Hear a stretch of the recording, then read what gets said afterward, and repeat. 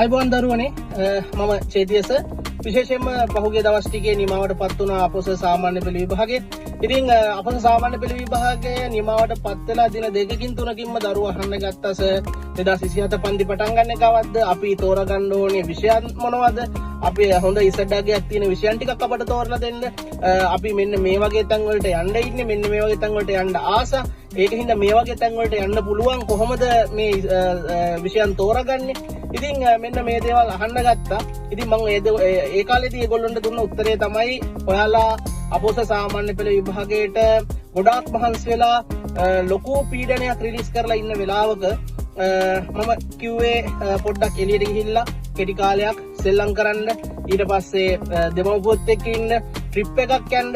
ඉතින් තමන් අර පහුගිය කාලේ ගත කරපු ඊටාම වේදනාකාරී පීඩාකාරී ජීවිතයෙන් පොඩ්ඩක් මිදලා පොඩ්ඩක් රිලැක්ස් වෙන්න.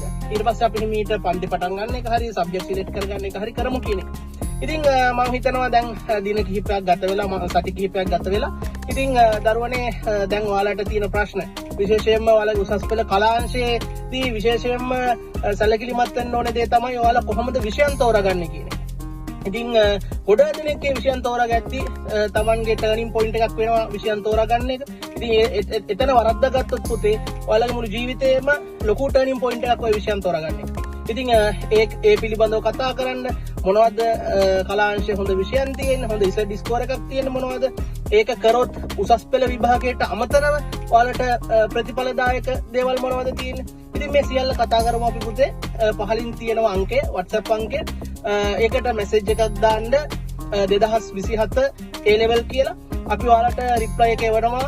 විශේෂයෙන්ම මේ අපි විෂයන් තෝරා ගැනීම පිළිබඳව ඒත් එක්ක ඔබේ අනාගතය පිළිබඳව කතා කරන්න විශේෂයෙන්ම දිනයක් යොදාගෙන තියෙනවා. ඉතින් ඒකත් එක්ක අපි එකතු වෙමු. ඔයාලා හැමෝටම ආරාධනා කර සිටිනවා විශේෂයෙන්ම දේශපාලන විද්‍යාවට සම්බන්ධ කෙනෙක් විතරක් නෙවෙයි ඕනෑම විෂය ධාරාවක් තෝරාගද්දී කොහොමද තෝරාගන්නේ කොහොමද ඒ සෙට් අගයත් එක්ක ඔයාලගේ විෂයන් තෝරාගන්නේ කියලා අපි කතා කරමු. කැමති අයට දේශපාලන විද්‍යාව කරන්න පුළුවන් අකමැති අයට නොකර ඉන්න පුළුවන්. මට අවශ්‍යතාවය තියෙන පුතේ හරි මඟ පෙන්වීමක් කරන්න මේ දරුවන්ට. නැත්තම් විශේෂයෙන්ම හොඳ දක්ෂ දරුවෝ තමන්ට නොගැලපෙන විෂය ධාරාවන් තෝරාගෙන ඊට පස්සේ තමන්ට ලෙහෙසියෙන් යන්න තියෙන සරසවි වරම නැති කරගන්නවා. ඉතින් මට මේ කෙටි කාලය තුල ඒ පිළිබඳව ලොකු අත්දැකීම් තියෙනවා. ඉතින් මම හිතනවා ඒකට හොඳ මඟ පෙන්වීමක් කරන්නට ඕනේ. ඒකින්ද ඔයාලා සියලු දෙනාටම ආරාධනා කර සිටිනවා පහළ අංකයට WhatsApp message එකක් දාන්න. අපි දැනුවත් කරන්නම් අපි හමු වෙන දවස. ඉතින් ඔබ සියලු දෙනාටම තිරුවන් සරණයි පුතේ.